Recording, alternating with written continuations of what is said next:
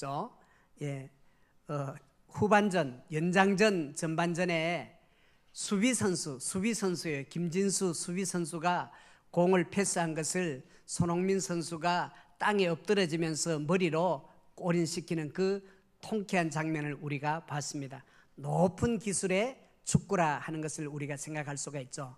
또 전반 그 연장전 후반 끝나기 직전에 차두리 선수가 엔드라인을 따라가면서 70m 막 공을 드리블해 나가는 거죠.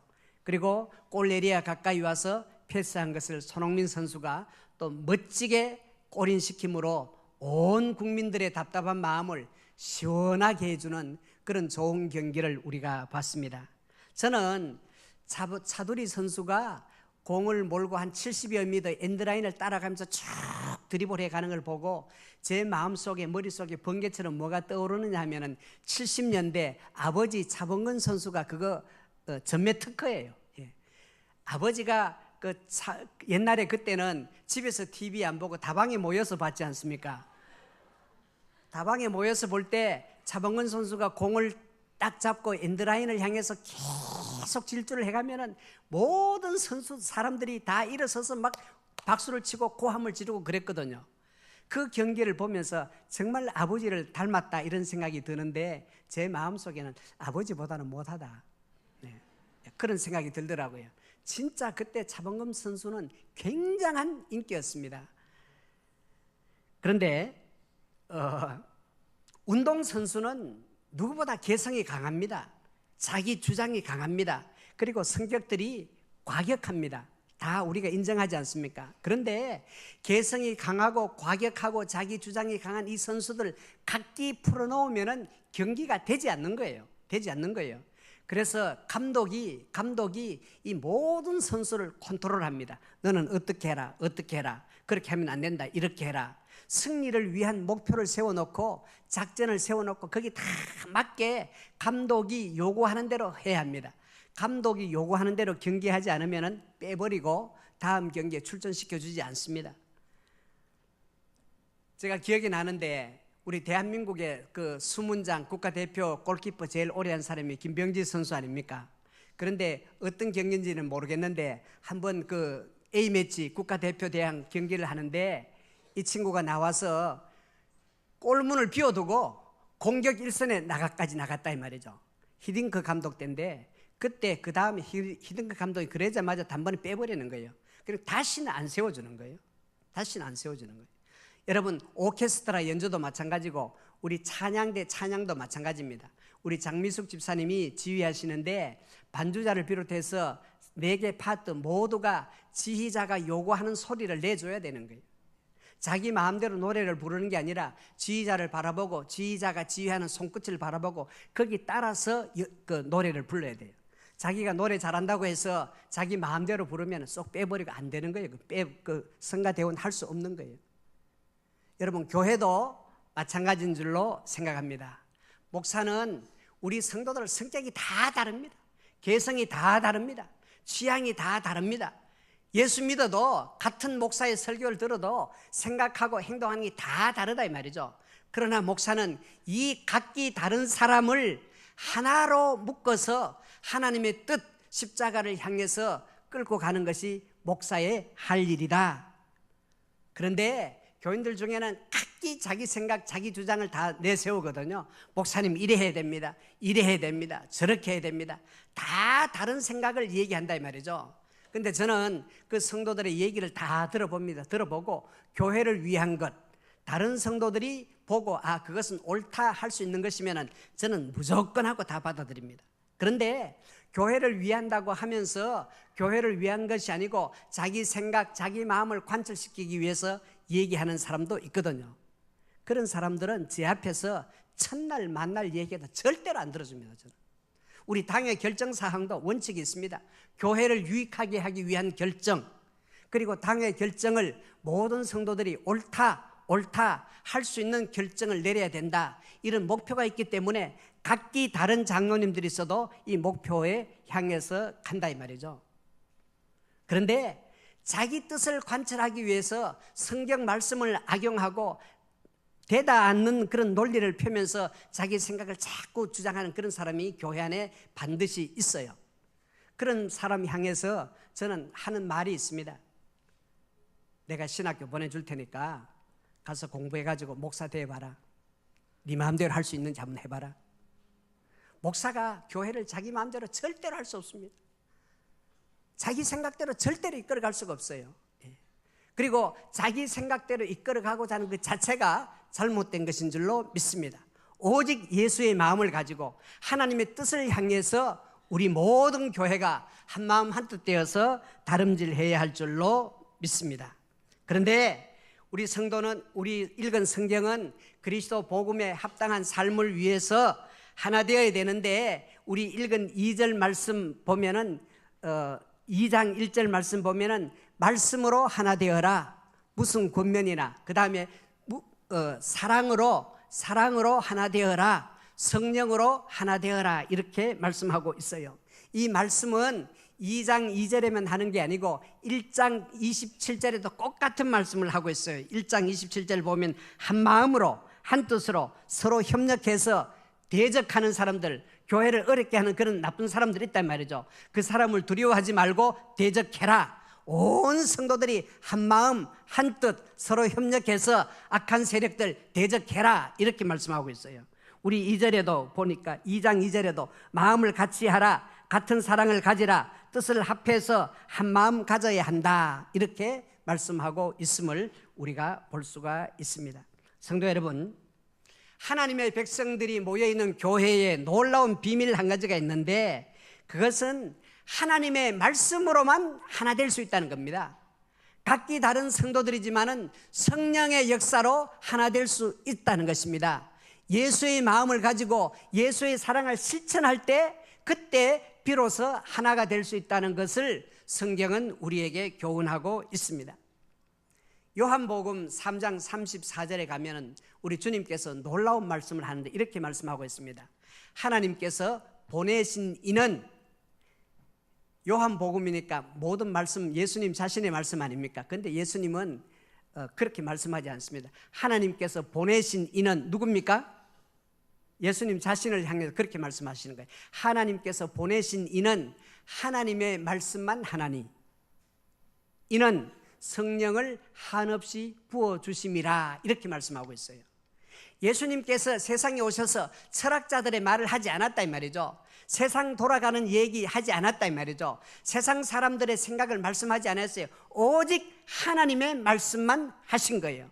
그래서 우리 성경을 보면은 모세의 글에, 이사야의 글에, 선지자의 글에 언제나 하나님의 말씀을 인용해서 하나님의 말씀만 하시는 것을 볼 수가 있습니다. 왜 그러냐? 하나님이 보내셨기 때문에, 하나님이 보내셨기 때문에 하나님의 말씀만 하신다는 겁니다.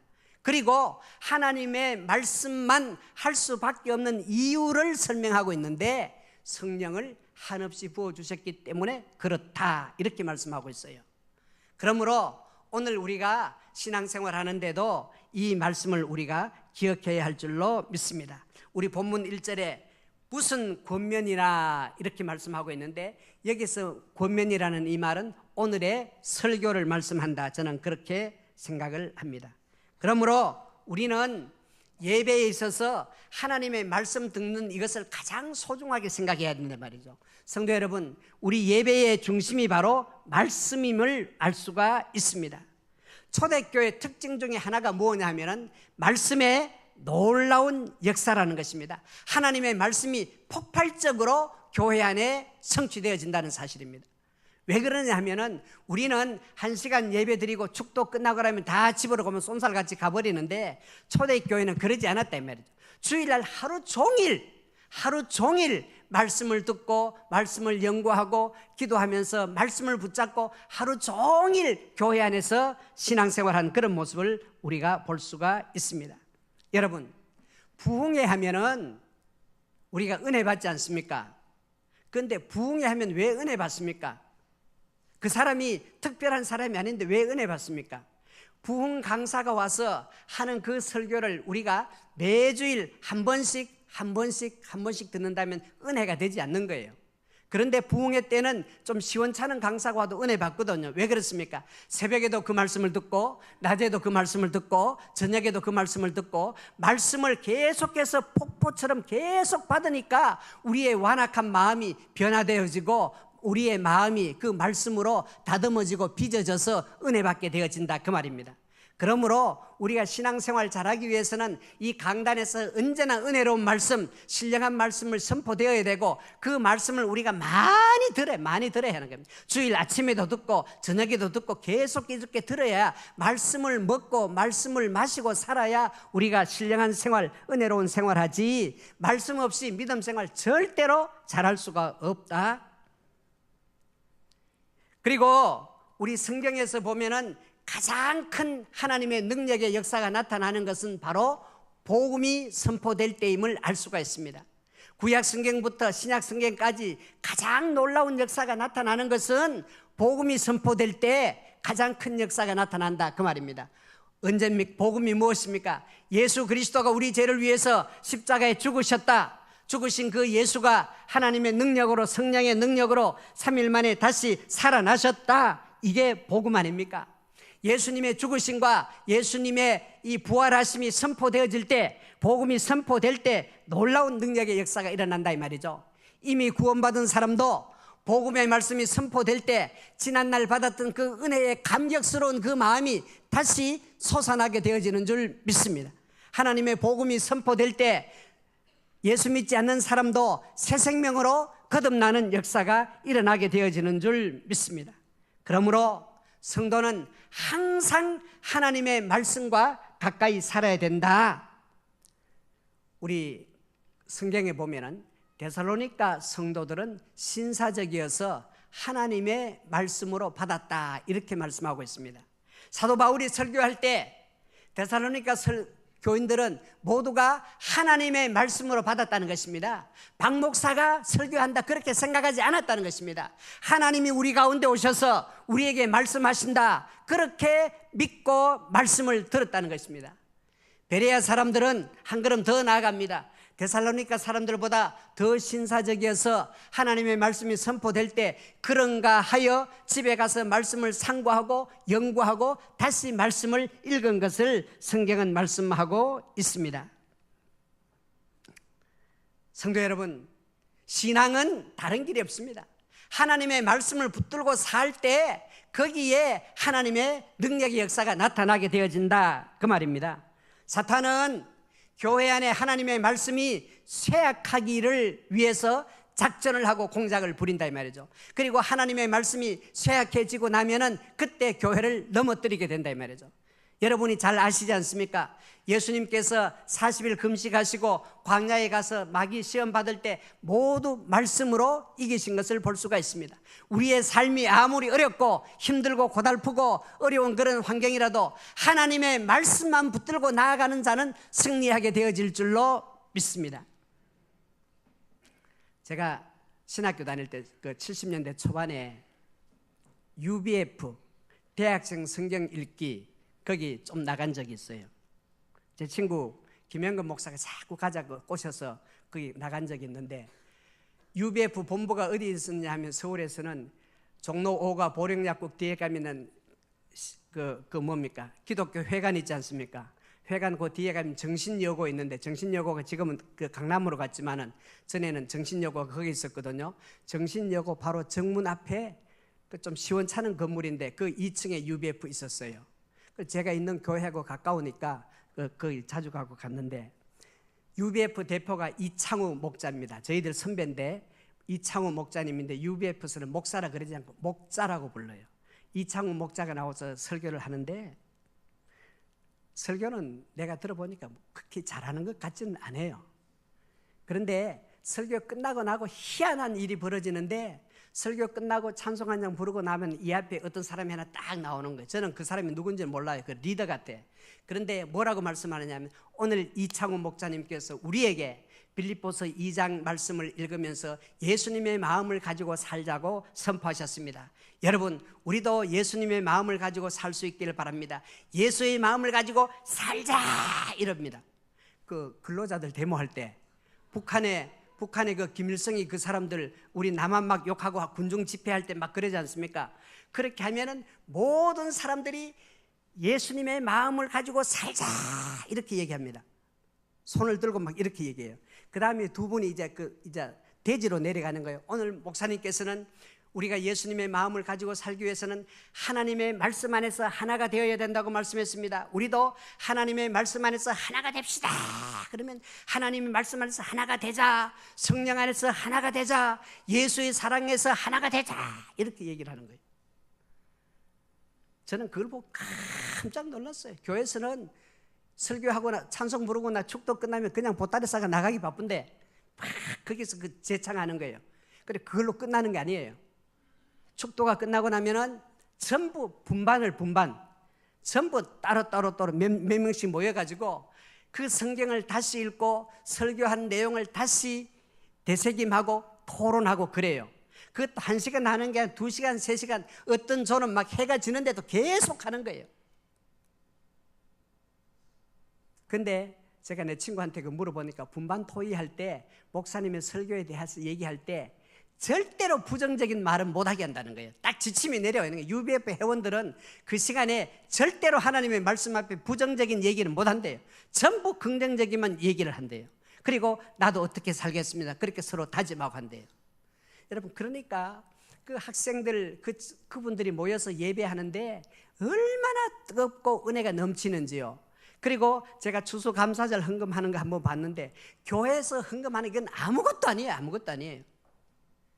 그 학생들이 아르바이트 하면서 학생들 가르치면서 70년대 그때는 입주가회 같은 거 많이 하지 않았습니까? 그렇게 하면서 헌금하는데 우리 기존 교인들을 능가하는 거예요. 거기는 전부 대학생들이고 그 이제 UBF 다니면서 대학생활 졸업한 그 사람들만 나오는 거예요. 그 사람들은 교회 가지 않는 거예요. 거기 나와서 예배드리고 신앙생활 하는 거예요.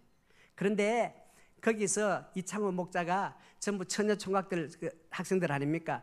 너하고 결혼해서 저기 아프리카 수단으로 선교사로 나가라. 그러면 그대로 하는 거예요. 이유 없이 그대로 하는 거예요. 여러분 박 목사가 우리 교회 청년들 처녀하고 너하고 총각 아무와 결혼해라 하면 하겠습니까? 안 하죠. 근데 여기는 그렇게 하는 거예요. 그때 내가 아는 한 청년이 있었는데 우리 김영근 지금 목사님이에요. 얘기해 주더라고요. 저 친구는 박전도사 행정고시 패스했는데 이창호 목자가 서울대학 간호학과 출신하고 결혼해서 가라 그러니까 행정고시 합격했는 거 그 공무원으로 들어가는 거 포기하고 선교사로 나간다는 거예요. 여러분 목사가 그렇게 하면 여러분 듣겠습니까? 근데 그 사람들은 그렇게 따라하는 거예요. 제가 보고 야 이거다. 교회도 이것을 도입해야 되겠다 생각했는데 교회가 도입이 안 되는 거예요. 축도 끝나면 도망가기 바쁜데 그게 안 되는 거예요. 그런데 놀라운 소식을 내가 몇 주 전에 들었거든요. 행복한 동행, 리더 1:1 성경 공부 이거를 광고하면서 예배 끝나고 우리 교회 성도들이 1명, 2명 모일 때마다 하나님의 말씀 토론이 벌어지는 그런 교회가 되었으면 좋겠다 이렇게 광고하는 걸 듣고 그거다. 여러분 말씀을 듣고 내가 은혜 받았다, 박 목사 설교 잘한다 못한다 그것으로 끝나지 말고 그 말씀을 서로 나눌 수 있기를 바랍니다. 예수의 마음을 가지고 살아라 그랬다. 그러므로 우리가 가정생활도 정말 남편의 마음, 아내의 마음이 아니고 예수의 마음을 가지고 살자 그렇게 서로 얘기를 해야 되는 거예요.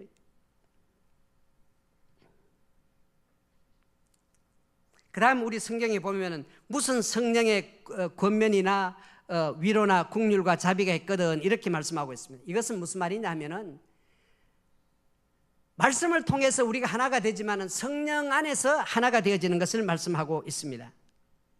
성도 여러분, 사람의 몸은 다양한 지체가 있습니다. 우리 몸에 많은 지체가 있습니다. 많은 기관이 있지 않습니까? 그래서 우리 몸을 우리 한마디로 뭐라 그럽니까? 사지, 백체, 오장, 육부 이런 말 쓰지 않습니까? 그런데 우리의 모든 몸이 살아서 움직여 갈 수 있게 하는 비결이 바로 뭡니까? 우리의 몸의 구석구석에 혈관이 있습니다. 이 혈관을 통해서 피가 흐르는데 이 피가 우리 몸에 있는, 내 몸에 있는 모든 세포가 살아가도록 양식을 일일이 다 갖다 준다 이 말이에요. 그냥 피가 아니에요. 이 피는 이 피 속에 우리가 살아가는데 필요한 모든 영양분이 이 피 속에 다 있는 거예요. 이 피가 혈관을 따라서 각기 발끝에까지 가면서 이 양식을 다 주는 거예요. 그 양식을 먹고 내 세포가 살아서 움직인다 이 말이죠. 이 사실을 에베소 2장 20절 이하에 보면 우리에게 정말 잘 설명하고 있는데, 여러분 우리가 다 앉아있지 않습니까? 송장로님 계시고 김 집사님 계시고 그 다음에 이목실 권사님 계시고 우리 전부 다 따로따로 앉아있는데 각기 다른 사람이에요. 제가 보니까 얼굴 꼭 같은 사람 하나도 없어요. 다 다른데 이 다른 그리스도의 지체들이 앉아있는데 그 사이사이에 주님이 함께 계신다는 거예요. 저와 여러분이 다 다른데 예수 믿고 거듭난 우리라면은 여러분 앉아있는 그 사이에 모퉁이 될 돌 되는 예수님이 십자가로 다 연결해서 우리를 하나의 주님의 교회로 만들어 간다는 거예요. 그리고 우리 한 사람 개인을 향해서도 너희 한 사람 한 사람이 성령이 거하실 처소, 하나님이 거하실 거처 되어야 한다는 겁니다. 이게 무슨 말입니까? 내 한 사람 한 사람도 주님의 교회가 되어야 할 줄로 믿습니다. 그러나 거기서 끝나는 것이 아니고 그리스도의 모든 지체들이 모여서 하나의 교회, 우리 사도신경에 고백하는 것, 모든 공회를 믿사오며 하는 그 하나의 교회, 주님의 머리가 하나이듯이 그리스도의 교회는 하나인 줄로 믿습니다. 그러므로 우리 모두가 성령으로 연결되어서 하나의 교회 만들어 가야 된다 이 말이죠. 내가 온전한 그리스도의 교회가 되어야 할 줄로 믿습니다. 마찬가지로 우리 모든 성도들이 모여서 하나의 온전한 그리스도 교회가 되어져야 한다 이 말입니다. 우리 몸의 사지, 백체, 오장, 육부 다 다른 기관 지체들이 핏줄을 통해서 다 연결되고 그 피를 통해서 영양을 공급받아 사는 것과 마찬가지로 성령께서 우리 성격이 다르고 취향이 다르고 모양이 다르고 목표하는 바가 다르지만은 성령께서 우리를 서로 연결해서 하나의 주님의 교회, 하나의 하나님의 자녀로 만들어 가게 되어진 줄 믿습니다. 그걸 얘기하고 있는 거예요. 그러므로 우리는 내 생각, 내 개성, 취향 버리고 성령의 인도를 따라서 주 안에서 하나가 되어야 할 줄로 믿습니다. 하나가 되어야 합니다. 그 다음 우리 읽은 이 성경 세 번째는 무슨 사랑의 위로가 있거든 이렇게 말씀하고 있습니다. 이것은 사랑으로, 예수의 사랑으로 하나 되어야 하는 것을 말씀하고 있습니다. 성도 여러분, 교회 안에는 다 같이 믿음 생활 잘하는 사람들만 있는 게 아닙니다. 믿음이 시원찮은 사람도 있다 이 말이죠. 그런데 고린도전서 9장에는 이 사실을 가지고 뭐라 그러냐면은 시원찮고 저 사람은 교회에서 없어졌으면 좋겠다는 그 사람도 그리스도께서 피 흘려 구속한 하나님의 자녀라고 말씀하고 있습니다. 신앙생활 잘하는 여러분들만 주님이 십자가에 피 흘린 것이 아니고 주일도 제대로 못 지키고 성경 말씀도 제대로 이해하지 못하고 기도도 제대로 못하는 그런 모자라는 사람 같은 그 사람도 주님이 십자가에 피 흘려 구속한 하나님의 자녀라는 것은 무슨 말입니까? 우리와 똑같은 하나님의 자녀라는 것입니다. 그러므로 무시해서는 안 된다는 겁니다. 성도 여러분, 교회가 세상과 다른 것은 세상은 낙오가 되면 짓밟힙니다. 우리 요즘 제일 그 뉴스의 핵심이 뭡니까? IS에 우리 중학교 또 졸업하지 못한 우리 어린 아이가 갔다는 거 아닙니까? 확인은 안 됐지만 다 갔다고 지금 추측하지 않습니까? 초등학교 졸업 맞고 중학교 1학년 가서 어울리지 못하고 자퇴한 거예요. 그리고 늘 요즘 또 이런 걸 가지고 외로운 늑대라고 혼자 사는 거예요. 컴퓨터만 들고 혼자 사는 거예요. 그래서는 사회생활을 할 수가 없지 않습니까? 그런데 교회도 그런 사람이 있다 이 말이죠. 그런데 교회는 그런 사람을 안고 품고 함께 사랑하고 같이 살아가는 것이 바로 교회라 그 말입니다. 그러므로 교회는 다 나와 같이 훌륭한 믿음을 가진 사람만 있는 게 아니고 약자도 있는데 다 같이 사랑해야 된다 그 말입니다. 성도 여러분, 사람은 사랑을 먹고 사는 존재가 바로 사람인 줄 믿습니다. 나는 사랑이 너무도 풍부하기 때문에 어떤 누구도 사랑을 나는 받을 필요가 없을 만큼 나는 사랑에 풍요한 자다, 사랑의 부자다, 그렇게 생각할 수 있는 사람이 아무도 없습니다. 나는 너무 사랑에 메마르기 때문에 다른 사람에게 사랑을 조금도 줄 수 없는 사랑에 가난한 자다, 그렇게 얘기할 수 있는 사람도 우리 가운데는 아무도 없습니다. 사람은 서로 사랑을 주고 받으면서 살아야 할 줄로 믿습니다. 결혼했다고 해서 부부가 저절로 살아가는 것이 아니다 이 말이죠. 처녀 총각 때 연애할 때는 뜨겁게 사랑하죠. 정말 얼마나 뜨겁게 사랑합니까? 그러나 사랑하다가 결혼하지 않았기 때문에 각자 이제 시간이 되면 집으로 간다 이 말이죠. 집으로 가면 어떻게 됩니까? 각자의 삶을 사는 거예요. 그런데 결혼해서 부부가 되어서 각자의 삶을 살면 이건 깨질 수밖에 없는 거예요. 부부가 되었을 때는 각자의 삶을 버리고 하나의 삶을 살아야 할 줄로 믿습니다. 그래야 한 몸, 한 마음 부부가 되어지는 거예요. 그러므로 어떨 때는 손해를 볼 때도 있습니다. 남편에게 아내에게 손해를 봐도 참고 그 손해를 감당해야 되는 거예요. 남편이 하는 짓거리가 도저히 이해되지 않는 일을 할 때도 있습니다. 그러나 그것도 참고 견뎌야 하는 겁니다. 도저히 봐줄 수 없는 그런 일들이 일어난다 이 말이죠. 그것도 이해하고 용서하고 참고 견디면서 나아가야 비로소 부부가 되어서 하나의 삶을 살아갈 수 있게 되는 겁니다. 여러분, 결혼 생활 한 50년 넘게 해보신 분 계시지 않습니까? 처음에는 늘 토닥거리고 늘 시끄러웠지 않습니까? 50년 살다 보니까 이제 마음을 어느 정도 맞추어 가지 않습니까? 아직도 완전하지는 않지만은. 그런데 성격이 고약한 인간들은 50년, 60년 이렇게 살아도 계속 자기 고집만 버린다 이 말이죠. 그러니까 늙어서 아내한테 버림받는 거예요.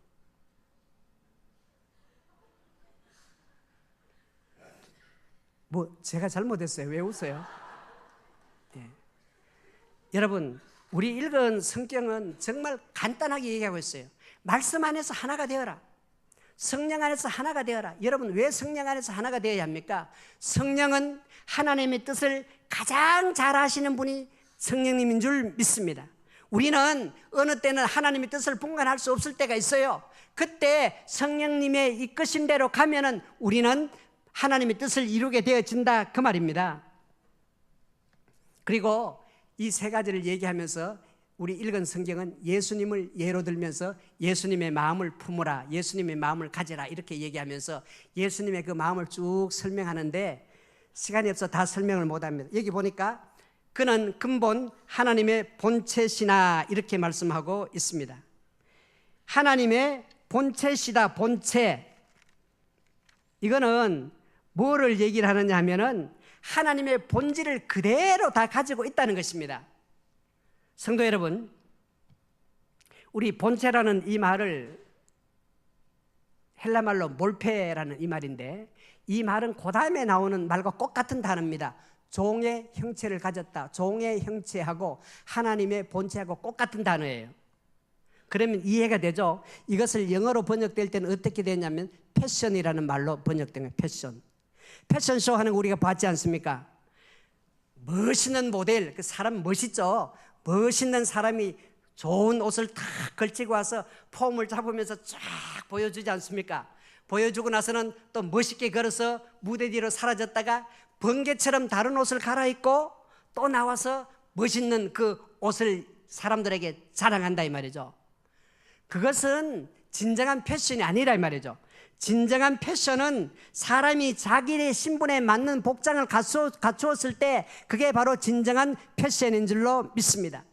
예수님은 하나님의 본질을 버리신 게 아니에요. 사람의 몸을 입으셨지만은 하나님의 본질을 그대로 가지고 계시는 거예요. 절대로 그 패션을 바꾸지 않았다 이 말이죠. 그런데 언어학적으로 보면은 예수님은 하나님의 본질을 버리고 사람의 인성을 취하셨다 이렇게 번역하기 쉬워요. 그러나 절대로 예수님은 하나님의 본질을 잃어버린 게 아니에요. 본질을 그대로 가지고 계시고 그 위에다가 사람의 모든 것을 입으신 줄 믿습니다. 그러므로 예수님은 시험을 받지만은 죄를 이길 수가 있는 것이고, 그러므로 예수님은 우리의 구세주가 될 수 있는 것이고, 그러므로 예수님은 부활의 첫 열매가 되게 되어진 줄로 믿습니다. 그리고 여기 취한다 하는 이 말은 내가 갖는다, 탈취한다 그런 말입니다. 그러므로 예수님은 본체를 버리시고 사람의 형상을 취했을 뿐만 아니라 또 자기를 비웠다. 이거는 스스로 버렸다는 그 말입니다. 주님은 실수해서 잘못해서 십자가 지신 게 아니라 이 말이죠. 스스로 비워서 십자가 지셨다 이 말이죠. 스스로 비우신 이유가 어디 있느냐? 우리를 사랑하셨기 때문에, 하나님의 뜻을 이루기 위해서. 이 두 가지 이유밖에 없습니다. 뭐를 잘못해서 다른 어떤 힘에 눌려서 억지로 십자가 지시고 스스로 자기를 버리신 게 아니라 이 말이죠. 저와 여러분을 사랑해서 구원하시기 위해서, 우리를 구원하시는 것이 하나님의 뜻이기 때문에 예수님은 스스로 하나님의 본질이 가져야 할 그 모든 영광, 그 권위, 그 능력 다 포기하고 스스로 십자가 지신 것이다 그 말입니다. 우리를 사랑해서랍니다. 하나님의 뜻을 이루기 위해서라는 것입니다. 여러분, 이 세상의 모든 것은 다 하나님의 피조물입니다. 우주 만물도 하나님의 피조물입니다. 영웅 호걸도 하나님의 피조물입니다. 천사도 하나님의 피조물입니다. 석가모니도 공자도 하나님의 피조물입니다. 그러나 예수님만은 하나님의 피조물이 아니고 창조주 자신이라는 것입니다. 하나님은 그 어떤 누구에 의해서 만들어진 존재가 아니고 스스로 계시는 분이고 세상을 창조하신 분이라는 것을 성경은 분명히 말씀하고 있습니다. 그러므로 예수님이 하나님의 역할을 맡은 것 아니고 진짜 하나님이시고 하나님의 신분에 맞는 존재 방식, 존재 양식을 그대로 가지고 사람의 몸을 입으신 것을 성경은 분명히 우리에게 말씀하고 있습니다. 그러므로 그분이 하나님의 본질을 다 가지고 있으면서도 스스로 그것을 취하지 않고 스스로 버려서 십자가 지심으로 그 결과가 어떻게 되었느냐? 9절, 10절, 11절 그대로 얘기하고 있어요. 1, 2부는 안 했는데 9절 한번 읽어볼까요? 시작. 예, 하나님의 그 본질을 다 버리고 사람의 몸을 입는 걸로 끝나지 않고 스스로 죽기까지 십자가에서 복종하시니까 모든 이름 위에 뛰어난 이름을 주셨다. 그러므로 우리도 모든 사람들 위해 뛰어난 이름을 얻는 그런 소유자가 되기 위해서는 내 생각, 개성 다 버리고 하나님의 말씀으로 하나가 되고 성령으로 하나가 되고 주님의 사랑으로 하나 되어야 할 줄로 믿습니다. 자, 10절 읽어봅니다. 시작.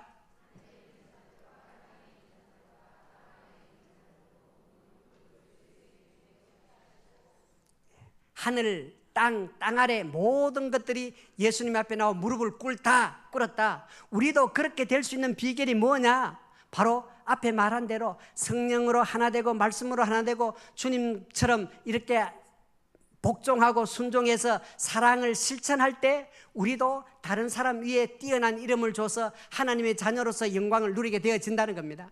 그 다음 11절 읽습니다. 시작.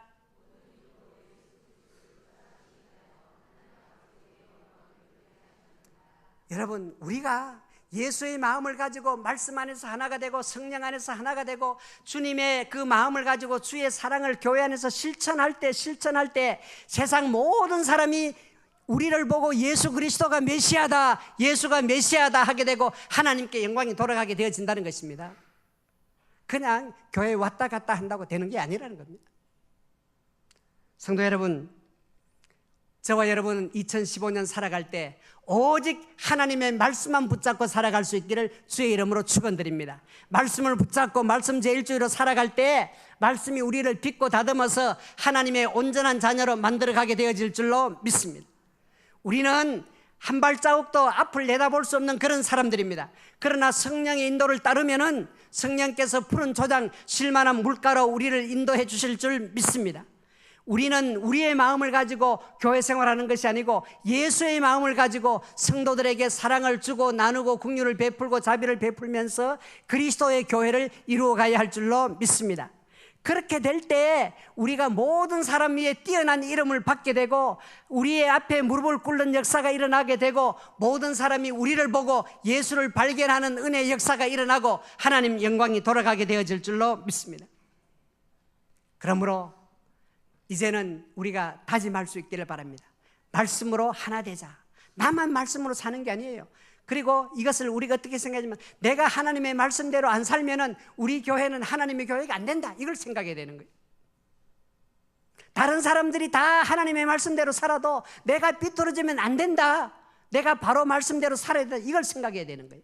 다른 사람들이 다 성령 인도를 받아도 내가 안 되면은, 내가 성령 인도를 받지 않으면 안 된다, 안 된다. 우리 교회가 하나님의 영광 드러내고 우리를 통해서 세상이 예수를 못 본다, 그렇게 생각해야 되는 거예요. 다른 사람이 다 주님의 사랑을 가지고 약한 형제를 돌보고 사랑을 돌보고 긍휼을 베풀고 자비를 베풀어도 내가 삐뚤게 살면은 이 교회가 하나님의 교회 안 된다. 여러분, 우리 몸을 보세요. 몸의 모든 기관이 정상적으로 돌아가도 어느 한 부분 고장 나면은 정상적인 부분이 살 수 있어요? 못 살아요. 좀 전에도 2부 예배 끝나고 나서 3부 예배 들어올 때 목사님, 아무개 권사님 신랑이 위암 걸려서 내일 수술합니다. 언제 신방 갈랍니까? 이렇게 얘기를 하는데, 여러분, 위가 고장나서 이게 죽으면은 다른 기관도 다 멈추는 거예요. 다 멈추는 거예요. 제가 어떤 교회 부목사로 부임할 때 5월 달에 부임했는데, 그날 첫날 부임하는 날 내하고 같이 부임한 교육전도사님 한 분 계셨어요. 이분은 서울법대 출신이고 화신전자, 옛날에 화신전자라고 있었어요. 화신전자 상무했는데 이 사람이 간암이 걸린 거예요. 간암.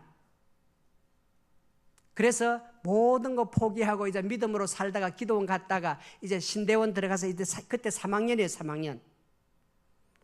같이 부임했는데 체격도 우리 송 목사보다 훨씬 더 커요. 죽었는데 관이 맞는 게 없어, 관이. 그래서 바로 눕히지 못하고 이 45도 각도로 눕혀가지고 제가 장례식을 했어요. 그런데 이분이 탈장에 걸린 거예요. 탈장. 탈장은 수술하고 끊으면 안 됩니까? 그건 쉬운 거거든요. 근데 의사가 모든 걸 몰라요. 탈장 수술을 했는데 간이 멈춰버리는 거예요.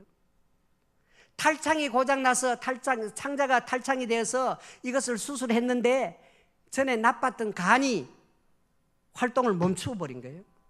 그냥 죽은 거예요. 여러분, 한 부분 잘못되면은 다른 부분이 다 건강해도 죽는 거예요. 우리는 그리스도 몸의 지체인 줄 믿어지시면 아멘. 우리 다 함께 가야 되는 거예요. 다른 사람은 다 잘하는데 내 혼자 안 되면 그건 안 되는 거라 그렇게 생각해야 됩니다. 그러므로 다른 사람들처럼 나도 바로 믿자, 말씀으로 하나 되자, 성령으로 하나 되자, 주의 사랑으로 주의 교회를 이루어가자, 그렇게 신앙생활 하기로 다짐하시면 큰 소리를 한번 아멘할 수 있기를 주의 이름으로 축원합니다.